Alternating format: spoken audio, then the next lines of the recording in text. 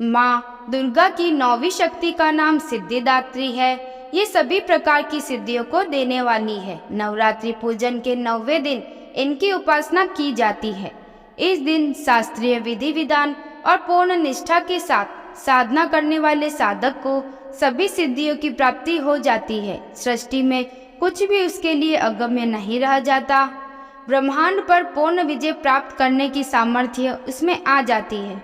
मार्कंडेय पुराण के अनुसार अणिमा, महिमा, गरिमा, लघिमा, प्राप्ति, प्राकाम्य, ईशित्व और वशित्व ये 8 सिद्धियां होती है।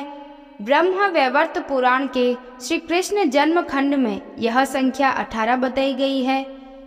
इनके नाम इस प्रकार हैं: अणिमा, लघिमा, प्राप्ति, प्राकाम्य, महिमा, ईशित्व, वशित्व, सर्व कामावसायिता, सर्वज्ञत्व, दूरश्रवण, परकाय प्रवेशन, वाक् सिद्धि, कल्प वृक्षत्व, सृष्टि संहार करण सामर्थ्य, अमरत्व, सर्व न्यायकत्व, भावना और सिद्धि।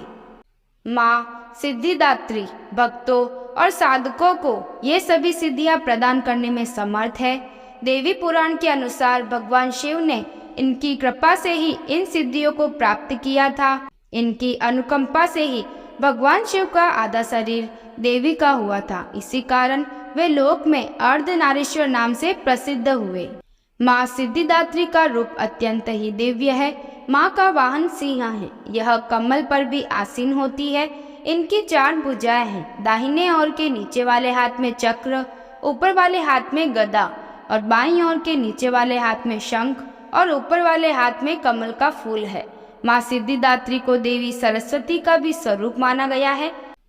प्रत्येक मनुष्य का यह कर्तव्य है कि वह माँ सिद्धिदात्री की कृपा प्राप्त करने का निरंतर प्रयत्न करे, इनकी आराधना की ओर अग्रसर हो। इनकी कृपा से अनंत दुख रूप संसार से निर्लिप्त रहकर सारे सुखों का भोग करता हुआ वह मोक्ष को प्राप्त कर सकता है। 9 दुर्गाओं में माँ सिद्धिदात्री अंतिम है। अन्य 8 दुर्गाओं की पूजा उपासना शास्त्रीय विधि विधान के अनुसार करते हुए भक्त दुर्गा पूजा के 9वें दिन इनकी उपासना में प्रवृत्त होते हैं। सिद्धिदात्री माँ की उपासना पूर्ण कर लेने के बाद भक्तों और साधकों की लौकिक पारलौकिक सभी प्रकार की कामनाओं की पूर्ति हो जाती है। माँ सिद्धिदात्री के कृपा पात्र भक्त के भीतर कोई ऐसी कामना शेष बचती ही नहीं है जिसे वह पूर्ण करना चाहे। वह सभी सांसारिक इच्छाओं, आवश्यकताओं और स्पृहाओं से ऊपर उठकर मानसिक रूप से माँ भगवती के दिव्य लोकों में विचरण करता हुआ उनकी कृपा रस पीयूष का निरंतर पान करता हुआ विषय भोग शून्य हो जाता है। माँ भगवती का परम सानिध्य ही उसका सर्वस्व हो जाता है। इस परम पद को पाने के बाद उसे अन्य किसी भी वस्तु की आवश्यकता नहीं रह जाती। माँ के चरणों का यह सानिध्य प्राप्त करने के लिए हमें निरंतर नियमनिष्ठ रहकर उनकी उपासना करनी चाहिए। माँ भगवती का स्मरण, ध्यान, पूजन हमें संसार की असारता का बोध कराते हुए वास्तविक परम शांतिदायक अमृत पद की ओर ले जाने वाला है। इनकी उपासना से जातक को अणिमा, लघिमा, प्राप्ति, प्राकाम्य, महिमा, ईशित्व, सर्व कामावसायिता, दूरश्रवण, परकामा प्रवेश, वाक् सिद्धि, अमरत्व, भावना सिद्धि आदि समस्त सिद्धियों नवनिधियों की प्राप्ति होती है। आज के युग में इतना कठिन तप तो कोई नहीं कर सकता, लेकिन अपनी शक्ति अनुसार जब तप पूजा अर्चना कर कुछ तो माँ की कृपा का पात्र बनता ही है।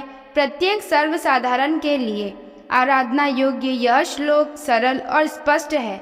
माँ जगदम्बे की भक्ति पाने के लिए इसे कंठस्थ कर नवरात्रि में 9वें के दिन इसका जाप करना चाहिए। या देवी सर्वभूतेषु माँ सिद्धिदात्री रूपेण संस्थिता, नमस्तस्यै नमस्तस्यै नमस्तस्यै नमो नमः। अर्थात हे माँ सर्वत्र विराजमान और माँ सिद्धिदात्री के रूप में प्रसिद्ध अम्बे, आपको मेरा बार बार प्रणाम है। हे माँ मुझे अपनी कृपा का पात्र बनाओ। इस प्रकार माँ सिद्धिदात्री हमारी सभी मनोकामनाओं को पूर्ण करती है।